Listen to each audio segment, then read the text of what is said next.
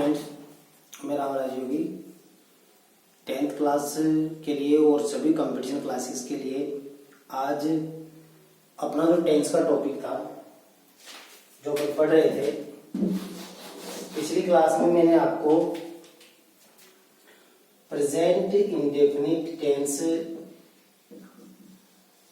Indefinite tense के बारे में मैं बता रहा था।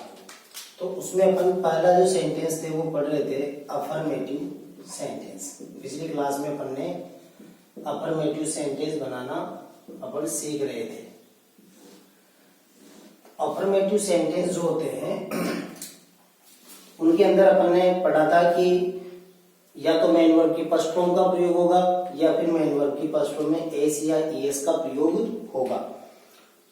अब मैंने बहुत सारी बातें आपको बताई थी कि जैसा सब्जेक्ट होता है वैसी उसकी वर्ब होती है। यदि सेंटेंस का सब्जेक्ट सिंगुलर होता है तो उसके साथ में यूज में होने वाली जो वर्ब होती है या आने वाली वर्ब होती है वो भी क्या होती है, सिंगुलर होती है। यदि सब्जेक्ट प्लूरल होता है तो उसके साथ में आने वाली वर्ब भी प्लूरल होती है। अब देखो आगे अपन आज जो है, जैसे मान लो कुछ सेंटेंस अपन यहाँ डिस्कस करते हैं। जैसे वह स्कूल जाता है, ये सेंटेंस है, वह स्कूल जाता है। तो अपन को अपना फॉर्मूला क्या है, सब्जेक्ट वर्ब ऑब्जेक्ट, ये वाला फॉर्मूला है।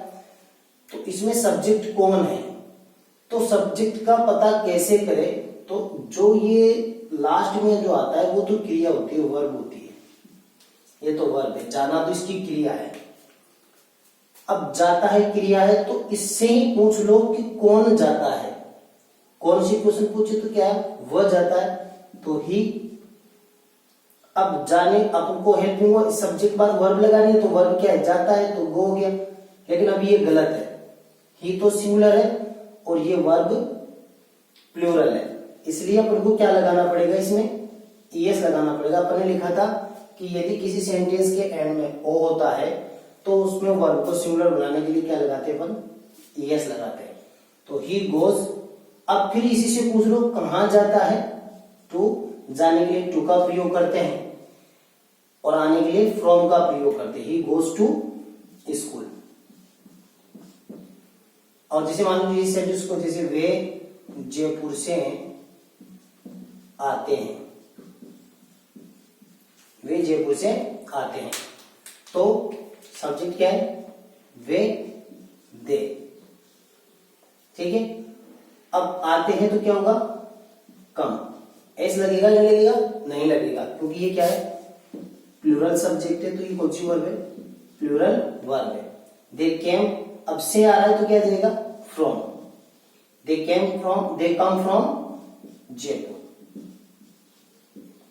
ठीक है। तो कितने भी अपन अफर्मेटिव सेंटेंस इसमें बना सकते हैं, ऐसे इसका प्रयोग अपन करेंगे इसे। ठीक है। जहां बहुवचन होगा वहां नहीं करेंगे, जहां एक वचन होगा वहां पर अपन करेंगे। जैसे मान लीजिए वह कोशिश करता है, कोशिश करता है। ठीक है। तो वह ही कोशिश करता है, ये पूरा वर्ब का काम हो जाएगा। He tries. अब अपन ये जो वर्ब है, देखो जो ट्राई है प्लूरल है, इसका सिंगुलर बनाने के लिए वाई को हटाकर क्या करा अपन ने, आईएस लगा दिया, तो क्या हो गया, ही ट्राइज।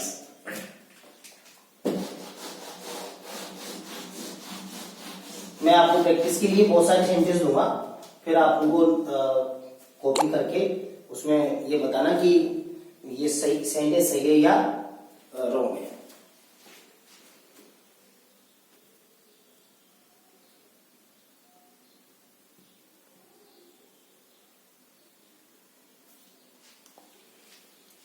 अगला जो सेंटेंस है अपना, वो सेकंड सेंटेंस है अपना नेगेटिव सेंटेंस। नेगेटिव सेंटेंस किसका, प्रेजेंट इंडेफिनिट टेंस का नेगेटिव सेंटेंस। तो देखो नेगेटिव सेंटेंस में क्या होगा, इसमें हेल्पिंग वर्ब यूज होगी। हेल्पिंग वर्ब यूज होगी, क्या हेल्पिंग वर्ब यूज होगी इसमें, एक तो डज नॉट और दूसरी होगी डू नॉट। नॉट जो आता है ना वो सिंगल यूज नहीं होता है, नॉट का यूज हेल्पिंग वर्ब के साथ होता है। तो देखो इन दोनों में सिंगुलर कौन सी है, कैसे पहचानेंगे, एस आ रहा है। तो मैंने आपको पहले भी कहा है जिस वर्ब के एंड में एस आता है वो क्या होती है, सिंगुलर।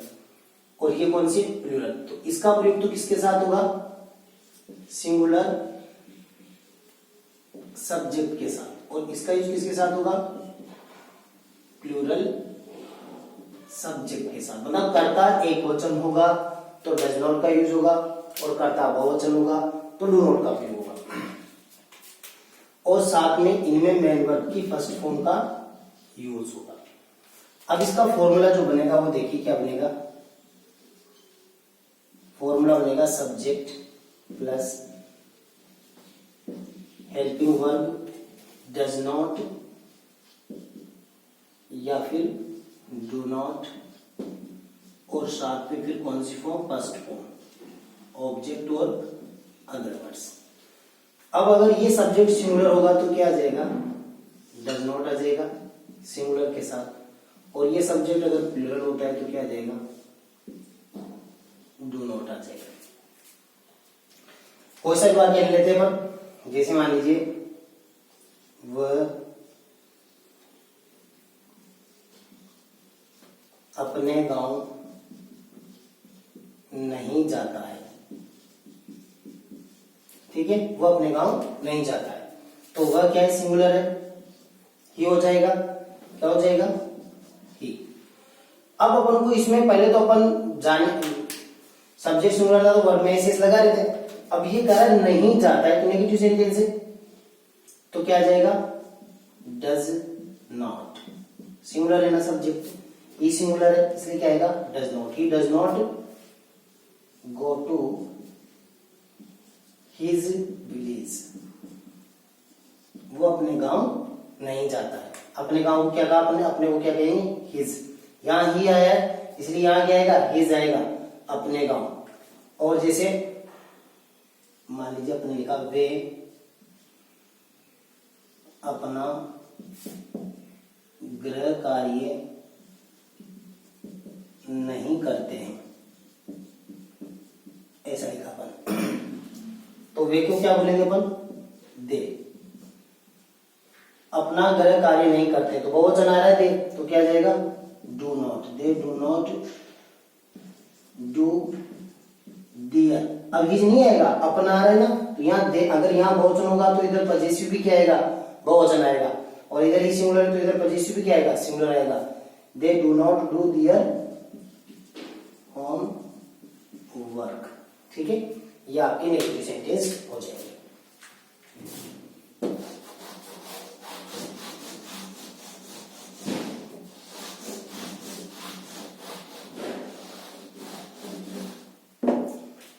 थर्ड है अपना देखो इंट्रोगेटिव सेंटेंस। इंट्रोगेटिव सेंटेंस प्रश्नवाचक वाक्य। देखो इनका क्या फॉर्मूला होता है, सबसे पहले इनमें क्या होता है, तो ये 2 टाइप से स्टार्ट होता है, ठीक है, दोनों को हम यही पढ़ लेते हैं।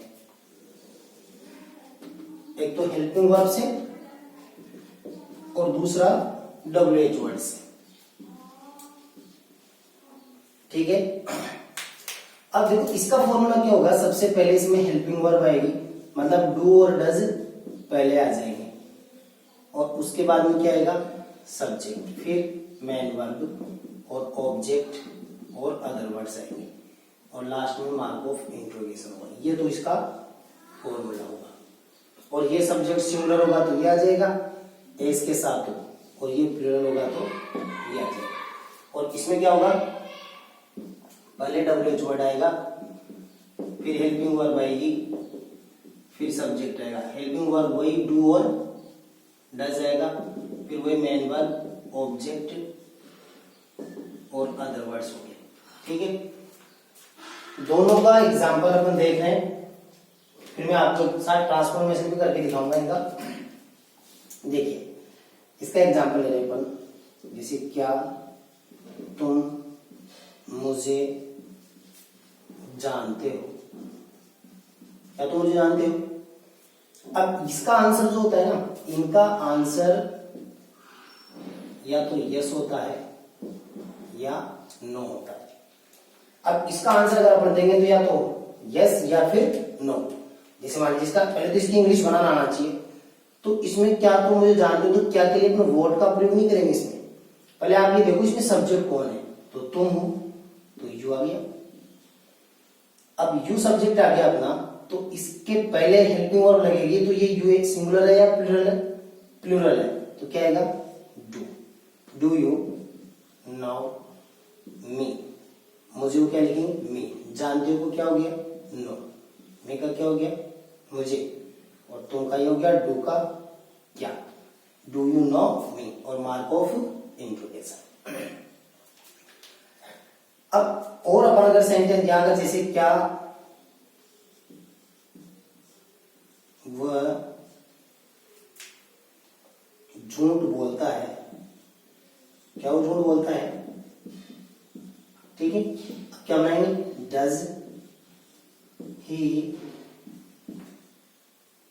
डज ही लाई या फिर डज ही स्पीक लाई, क्या वो झूठ बोलता है। इधर वाले सेंटेंस में क्या होगा, जैसे मान लो इसका आंसर कोई या तो फ्रेज होती है, मैंने पहले बताया, या क्लोज होता है ना, कोई फ्रेज क्लोज उसका आंसर होता है। जैसे फ्रेज यानी वाक्यांश हो गया, और क्लोज मतलब उपवाक्य हो गया, या तो कोई वाक्य होगा या कोई सेंटेंस, आंसर देना ही पड़ेगा उसमें, यस या नो आंसर नहीं होता। जैसे वह कहाँ रहता है, वह कहाँ रहता है, इसकी जगह अपन ऐसे बना सकते हैं आप, ये नहीं डज ही लाई, ठीक है, इसी बोल सकते हैं। वह कहाँ रहता है, तो पहले क्या आएगा, कहाँ की इंग्लिश बनेगी, तो वेयर डबल एच बढ़ाएगा ना पहले, फिर बाकी का यहाँ इसके अलावा बाकी पैटर्न ये रहता है, वेयर डज ही लिव, वो कहाँ रहता है। अब अपन को इसमें आंसर देना पड़ेगा कि वो कहाँ रहता है, ठीक है ना। जैसे तुम स्कूल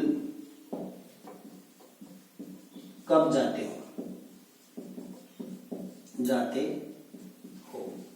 तो देखो when do you go to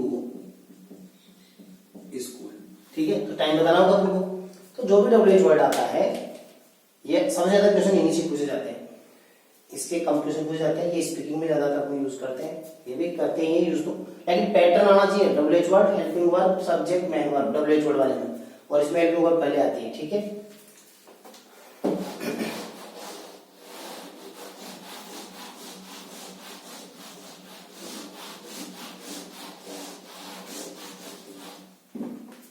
fourth sentence का जो अपन टाइप पढ़ रहे हैं, वो पढ़ रहे हैं अपन इंट्रोगेटिव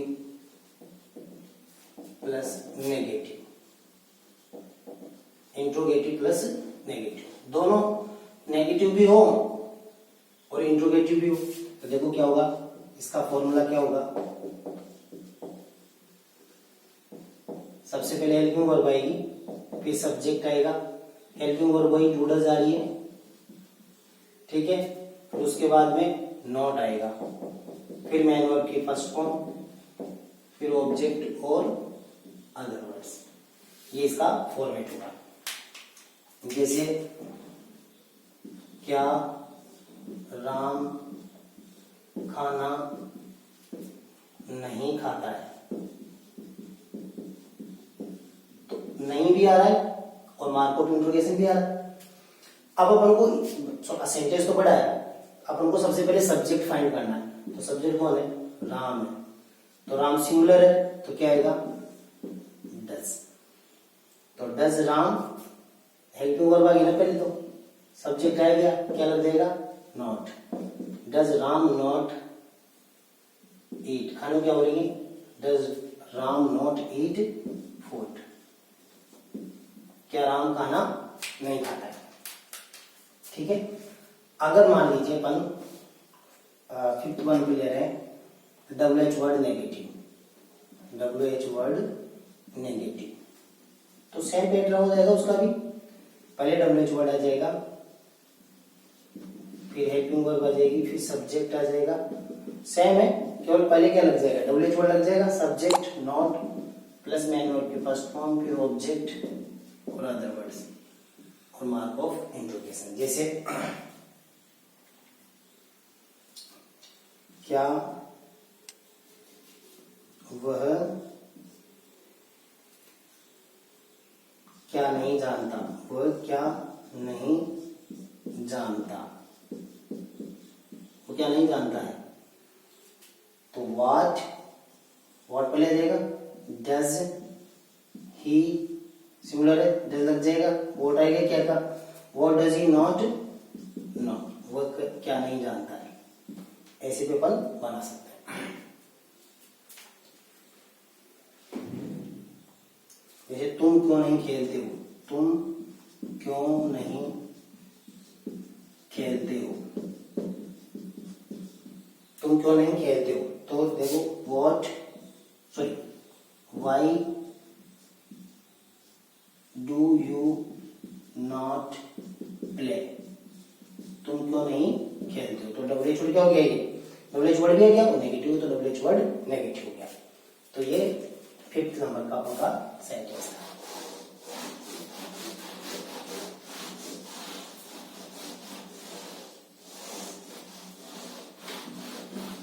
अब देखिए, आजकल अपन ने इंट्रोगेटिव नेगेटिव पढ़ा है।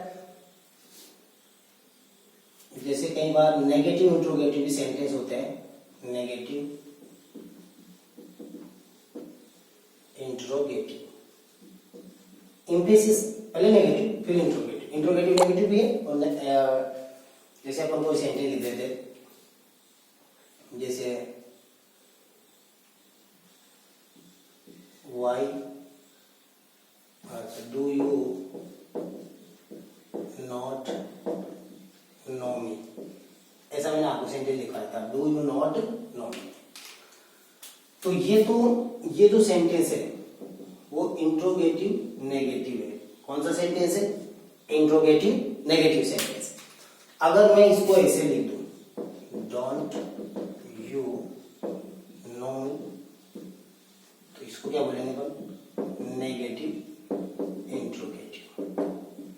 लेकिन ऐसा ही करते हैं, ऐसा बहुत कम होता है। तो इसमें थोड़ा एम्फेसिस है, डोंट यू नो मी, क्या तुम मुझे नहीं जानते हो। इसमें थोड़ा क्या है, एम्फेसिस हो जाता है। कोई चीज क्या हो जाती है, एम्फेसिस। एम्फेसिस का मतलब जोर देना। ठीक है, ये सारे सेंटेंस के टाइप्स थे।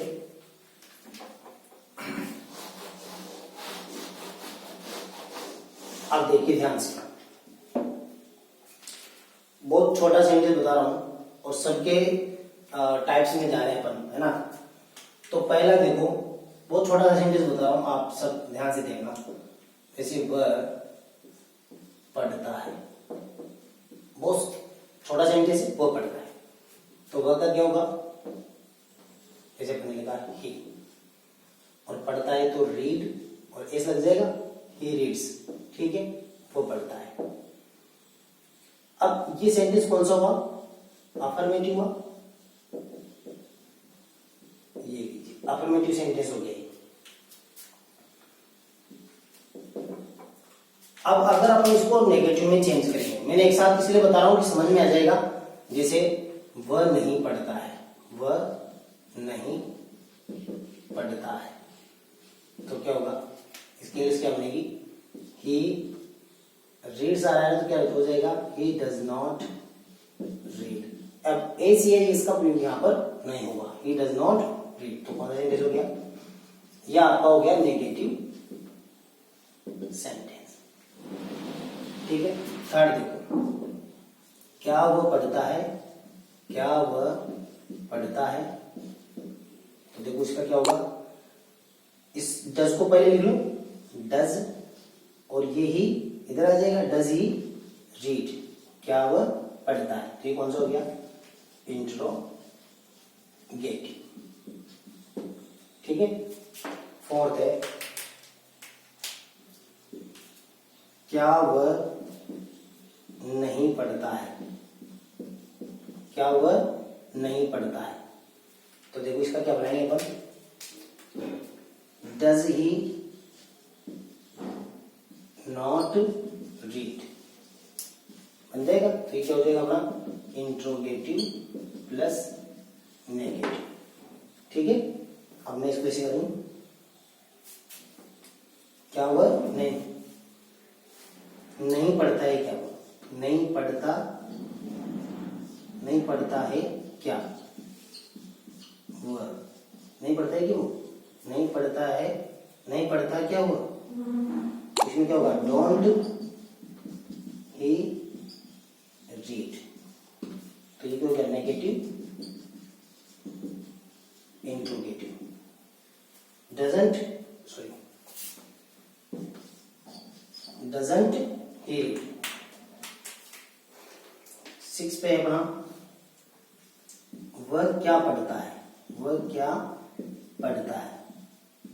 तो क्या हो जाएगा, व्हाट डज ही रीड। तो ये कौन सा हो गया, WH वर्ड हो गया,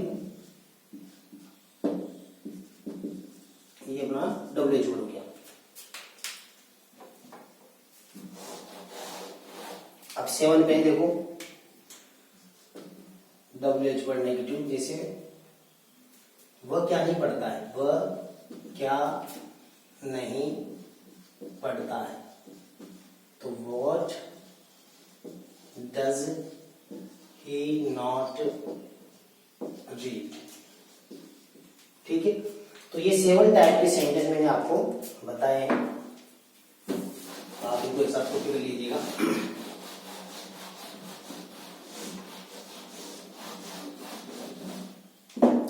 अब मैं आपको सेंटेंस बता रहा हूं, उनमें से आपको क्यों लिखना बताना है कि इसमें से कौन सा सेंटेंस सही है, कौन सा गलत है। एक्सरसाइज लिख लीजिएगा।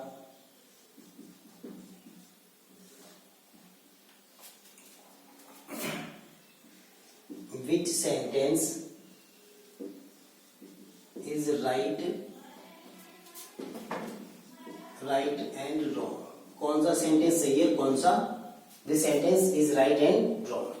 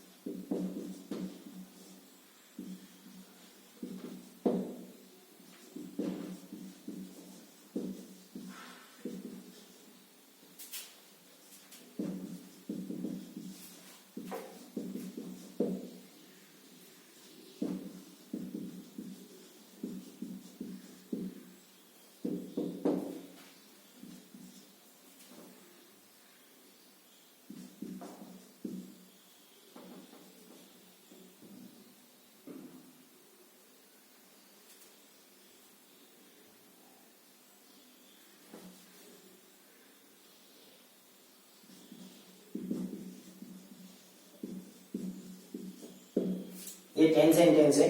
आपको सभी स्टूडेंट को कल ये जो 10 सेंटेंस है इनमें ये बताना है कौन सा सेंटेंस सही है, कौन सा गलत है। राइट के आगे राइट का चिन्ह लगा दे, रॉन्ग के आगे क्रॉस का चिन्ह लगा दे।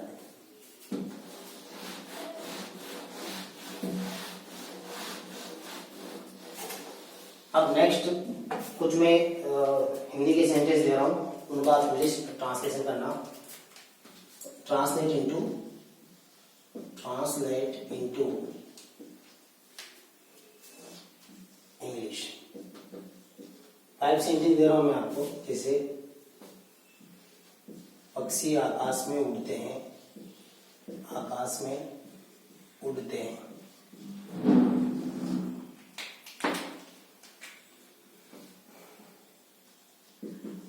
माता खाना पकाती है, फूल बगीचे में खिलते हैं, फूल बगीचे में खिलते हैं। राम अपना कार्य समय पर करता है, समय पर करता है। मोर बगीचे में नाचता है।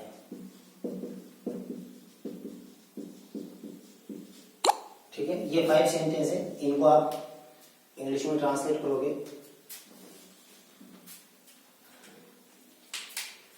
इंग्लिश में ट्रांसलेट करना है 5 सेंटेंस को।